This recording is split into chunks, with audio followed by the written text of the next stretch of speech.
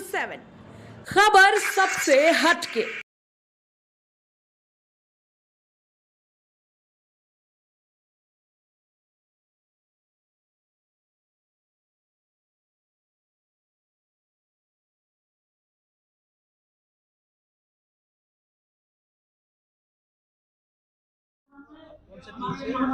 साबका सैनिक एकता जिंदाबाद, साबका सैनिक एकता साबका सैनिक एकता जिंदाबाद, साबका सैनिक संघर्ष कमेटी जिंदाबाद, साबका सैनिक संघर्ष कमेटी जिंदाबाद, साबका सैनिक संघर्ष कमेटी। जिंदाबाद। जय हिंद, जय हिंद, जय हिंद। बोले सोनिहाल।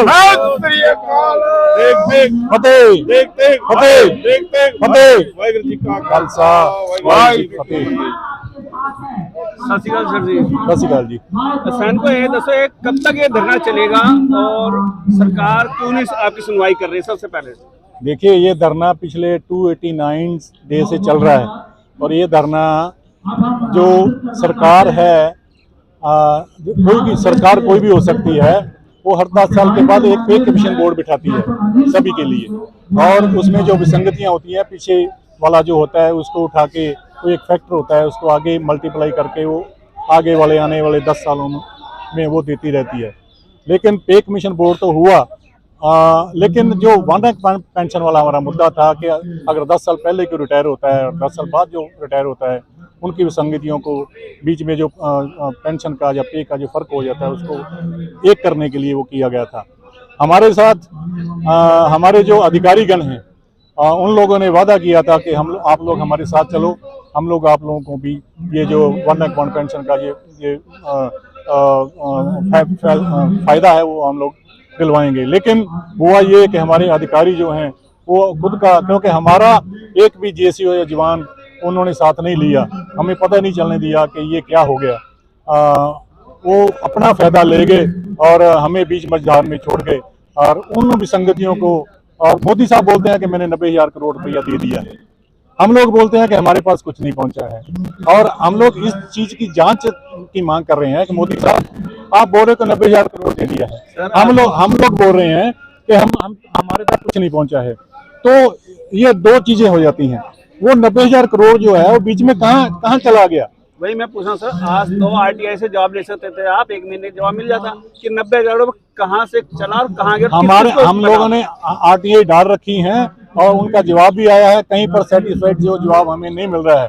हमारे जो अधिकारी हैं वो 3% है आर्मी में, और जेसीओ जवान 97% है, और हमारा जो 85% जो बजट 90,000 करोड़ मोदी साहब बोल रहे हैं, उसका 85% हमारे जो 3% ऑफिसर्स हैं वो ले गए हैं, और 15% जो है हमारे 97% जो जेसीओ जवान हैं उन तक पहुंचा है हमें, किसी को 1,000, किसी को 2,000, किसी को 500, और जेसीओ को कुछ पहुंचा ही नहीं है।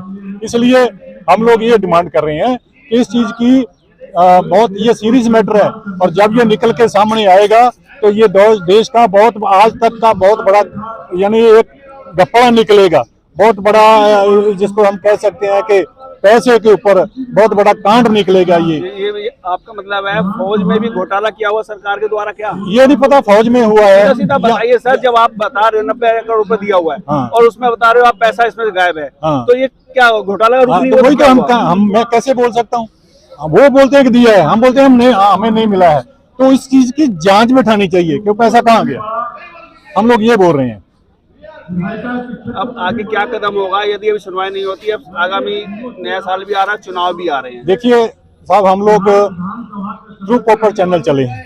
सबसे पहले हमने शायद 3 अप्रैल को ऑल ओवर इंडिया के जितने भी डीसीज हैं उनके थ्रू मेमोरेंडम पहुंचाया है माननीय मोदी साहब को, माननीय राष्ट्रपति साहब को और माननीय डिफेंस मिनिस्टर साहब को। उसके बाद हमने एसडीएम्स को, जितने भी ऑल ओवर इंडिया में एसडीएम्स हैं, सब डिवीजन मजिस्ट्रेट, उनको अपना जो ये मेमोरेंडम पहुंचाया है।